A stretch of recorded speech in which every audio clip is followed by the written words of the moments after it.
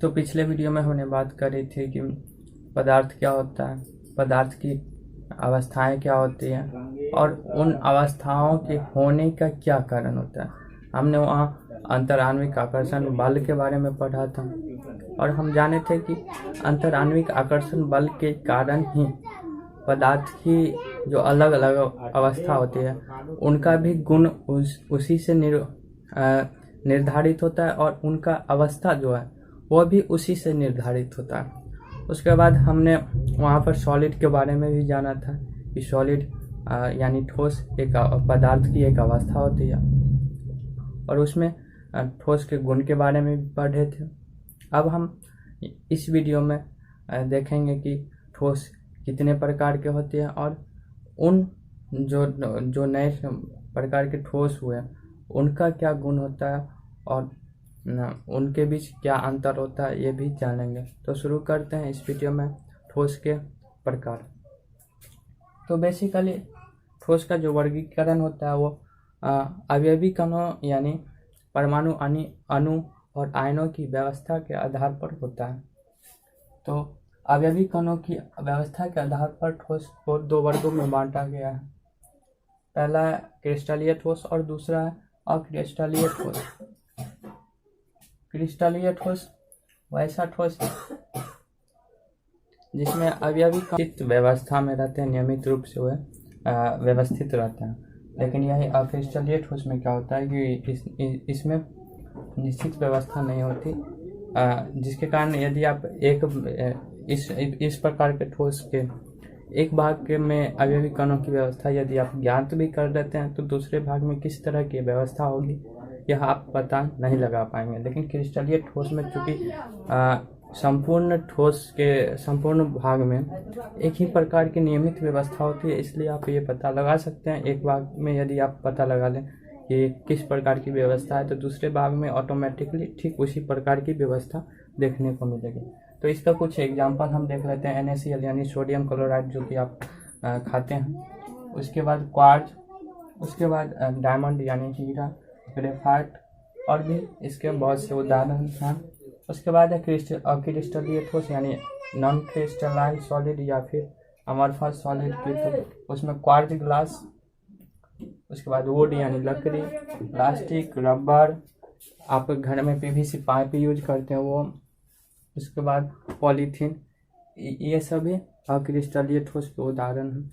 आगे हम बात करेंगे क्रिस्टलीय ठोस और अक्रिस्टलीय ठोस में क्या अंतर होते हैं। अब हम बात करते हैं क्रिस्टलीय ठोस और अक्रिस्टलीय ठोस में अंतर की, नॉन क्रिस्टलाइन सॉलिड और एमॉर्फस सॉलिड में अंतर की। तो क्रिस्टलीय ठोस में यदि हम बात करें, यदि क्रिस्टलीय ठोस को मान लेते हैं कि दो प्रकार के पार्टिकल से बने हैं, पार्टिकल ए और पार्टिकल बी। तो यहाँ पर हम देख पा रहे हैं पार्टिकल ए है, उसके बाद पार्टिकल बी है, उसके बाद पार्टिकल ए है, उसके बाद फिर पार्टिकल बी है, फिर उसके बाद पार्टिकल बी है। कुछ इस तरह का नीचे भी आए तो पार्टिकल ए के बाद पार्टिकल बी है, फिर पार्टिकल ए। तो एक नियमित व्यवस्था देखने को मिल रही है। लेकिन यही हम बात करें एमॉर्फस सॉलिड की, तो यहाँ पर देखते हैं पार्टिकल बी है, उसके बाद पार्टिकल ए है, फिर पार्टिकल बी है, पार्टिकल ए है, फिर मतलब नीचे भी आए तो पार्टिकल बी के बाद पार्टिकल ए, ऊपर से फिर आए नीचे तो पार्टिकल ए के बाद पार्टिकल बी है, फिर पार्टिकल बी है, फिर पार्टिकल नीचे है। और यहाँ भी देखें तो कुछ नियमित व्यवस्था देखने को मिलती है। लेकिन यहाँ पर फिर देखें तो दो पार्टिकल बी एक साथ आ गए, फिर यहाँ दो पार्टिकल बी एक साथ आ गए और यहाँ तो कोई व्यवस्था देखने को मिलती ही नहीं। तो इसमें कणों की जो होती है व्यवस्था वो अनियमित होती है और इसमें कणों की अनियमित व्यवस्था के कारण ही इसमें कुछ गुण जो होते हैं वो लिक्विड वाले आ जाते हैं। जैसे संपीडितता की बात करें और जैसे हम फ्लूइडिटी की बात करें, तो यदि हम एक एग्जांपल लें, यदि आपके घर में शीशे की खिड़की लगी हो तो आप देखते होंगे कि समय के साथ ऊपर का जो भाग होता है वो पतला होते जाता है और नीचे का भाग मोटा हो जाता है, क्योंकि कांच का जो गुण होता है वो बहाव का गुण उसमें पाया जाता है। तो उसके कारण जो होता है ऊपर के जो भी पार्टिकल्स होते हैं वो धीरे धीरे नीचे आने लगते हैं, बहाव का गुण प्रदर्शित करते हैं और नीचे का भाग मोटा हो जाता है और ऊपर का भाग पतला हो जाता है। यही कारण है कि कांच को अतिशीतल द्रव या फिर सुपर कूल्ड लिक्विड भी कहा जाता है। अब आगे बात करते हैं दूसरे गुणों की। तो क्रिस्टलीय ठोस की बात करें तो क्रिस्टलीय ठोस का जो द्रवनांक होता है, मेल्टिंग पॉइंट होता है, वह डिफिनिट यानी नियत होता है, निश्चित होता है और शार्प भी होता है। यानी कि माना कि किसी क्रिस्टलीय ठोस की जो मेल्टिंग पॉइंट है वो 1225 डिग्री सेल्सियस है। तो क्या होगा कि जब भी हम उस ठोस को गर्म करेंगे और जैसे ही वो 1225 डिग्री सेल्सियस टेम्परेचर प्राप्त करेगा, वह जस्ट उसी वक्त वह पिघल जाएगा, वह द्रव बन जाएगा। लेकिन यही हम बात करें अक्रिस्टलीय ठोस की, तो इसका कोई निश्चित नहीं होता, इसका कोई निश्चित जो होता है मेल्टिंग पॉइंट नहीं होता। इसमें क्या होता है कि मान लेते हैं कि कोई अक्रिस्टलीय ठोस है, तो उसका क्या होगा कि जैसे 100 है, 100 डिग्री सेल्सियस से लेके वो 120 डिग्री सेल्सियस तक में कभी भी पिघल सकता है। यानी उसका एक ताप के परास, रेंज ऑफ टेम्परेचर हो गया। तो उस ताप के परास में यानी 100 से 120 डिग्री सेल्सियस के बीच वो कभी भी पिघल सकता है, तो वह कहलाया ताप का परास। तो इसमें कोई मेल्टिंग पॉइंट शार्प नहीं होता और डिफिनिट नहीं होता। लेकिन हाँ, क्रिस्टलीय ठोस की बात करें तो उसमें होता है। उसके बाद हम अब फिर क्रिस्टलीय ठोस की ही बात करें तो उसमें लॉन्ग रेंज ऑर्डर देखें, यहाँ पर एक ही प्रकार का ऑर्डर पाया जाता है और ये लॉन्ग रेंज में पाया जाता है। ऐसा नहीं कि इसकी तरह की थोड़ा छोटा दूर में जो है सो एक ऑर्डर प्रदर्शित किए, एक नियमितता प्रदर्शित किया, लेकिन बाद में जाकर अनियमित हो गए। ऐसा क्रिस्टलीय ठोस में नहीं होता, ऐसा अक्रिस्टलीय ठोस में होता है। तो वही बात की कि इसमें होता है लंबे और मतलब कि लंबे रेंज के लिए एक ऑर्डर्ड एक नियमित व्यवस्था जो होता है वो प्रदर्शित करता है। लेकिन यहाँ शॉर्ट रेंज ऑर्डर होता है, जैसे कि हम यहाँ पर ही देखेंगे। छोटे से भाग के लिए एक नियमित है, लेकिन बाद में पूरा की बात करें तो वो अनियमित, तो वही हुआ शॉर्ट रेंज ऑर्डर प्रदर्शित करता है। अब अगले गुण की बात करें जो क्रिस्टलीय ठोस में जो होता है विषमदैशिक प्रकृति का होता है।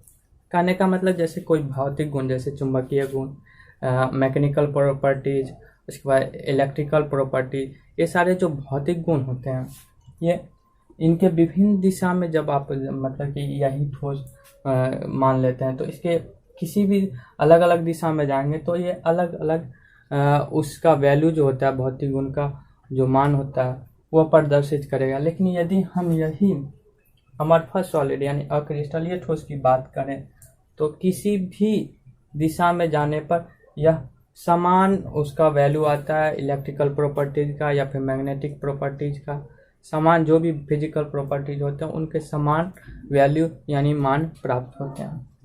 अब अगले गुण की बात करें तो अगले गुण क्या, मतलब कि ये जो क्रिस्टलीय ठोस होता है उसे हम ट्रू सॉलिड कहते हैं, क्योंकि सॉलिड का जितना भी मतलब गुण होना चाहिए, जो प्रॉपर्टीज होना चाहिए, वह यह बखूबी प्रदर्शित करता है।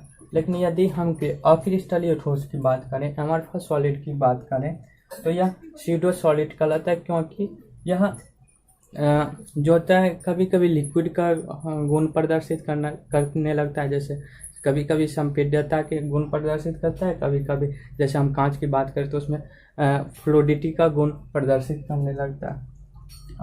और एग्जांपल लें तो जैसे रबर होता है, उसमें इलास्टिसिटी होता है, जबकि सॉलिड का यह गुण नहीं होता कि ट्रू सॉलिड जो भी है उससे वो रिजिड होते हैं, वो कठोर होते हैं। उन्हें आप दबाव दे के ऐसे कोई बदलाव नहीं ला सकते। लेकिन हाँ, रबर में होता है, उसे दबाव दे के हम बल लगा के उसे किसी तरह से हम आकार में या फिर लंबाई में बदलाव ला सकते हैं, तो वह स्यूडो सॉलिड कहलाया। तो इतना तक हम समझ चुके हैं, अच्छे से सीख चुके हैं। फिर आगे हम बात करते हैं दूसरे टॉपिक की। तो यदि आपको यह पसंद आया हो तो लाइक करें ज़रूर, और इससे हमें मोटिवेशन मिलता है। और जैसा कि आप लोग भी फील कर रहे होंगे, बहुत जल्दी हम बहुत तरह से इम्प्रूवमेंट कर रहे हैं। जैसे लाइटिंग पहले बहुत ज़्यादा ख़राब था, अभी चूँकि आप घर पे रहते हो तो इस स्थिति में होता है कि जैसा अभी आप पहले देखे हैं कि तो उतना पूरा दिन टाइम ही खोजते रहते हैं, कौन सा टाइम रहेगा प्रॉपर जिसमें हम शूट कर पाए, क्योंकि यहाँ चूँकि गांव में आप लोग कुछ जानते होंगे कि इतना सारा मतलब कि नॉइज होता है अगल बगल, आप मना भी नहीं कर सकते दूसरे, तो काफ़ी प्रॉब्लम होता है। लेकिन हाँ, अब से हम मतलब नाइट में शूट का प्लान बना रहे हैं, तो थोड़ा ज़्यादा मतलब मेहनत लग रहा है, तो ज़रूर उसका यदि आप लाइक करते हैं और यदि आप सच में इंटरेस्टेड हैं पढ़ाई में या फिर पढ़ रहे हैं, 12th स्टूडेंट हैं, ज़रूर करें। आपको हर चीज़ सीखने को मिलेगा, हर चीज़ समझने को मिलेगा। यहाँ कोई मतलब कि ये नहीं कि आउट ऑफ टॉपिक जाएं और मतलब कुछ अदर मतलब कि ऐसा एग्जांपल पेश करें जिससे आपको पेश उस चीज़ को मतलब समझ में ना आए। यहाँ हम टॉपिक पर ही रह के टॉपिक को और अच्छे से एक्सप्लेन कर देंगे इस तरह से कि आप सीख जाइएगा। अगर कोई भी डॉट्स है आराम से कमेंट करें, हर डॉट्स का हम सॉल्यूशन देंगे और इतने अच्छे से समझाएंगे कभी आप ज़िंदगी में आप ख़त्म हो जाइएगा, लेकिन आपका वो कॉन्सेप्ट कभी ख़त्म नहीं होगा, ये मेरा वादा है।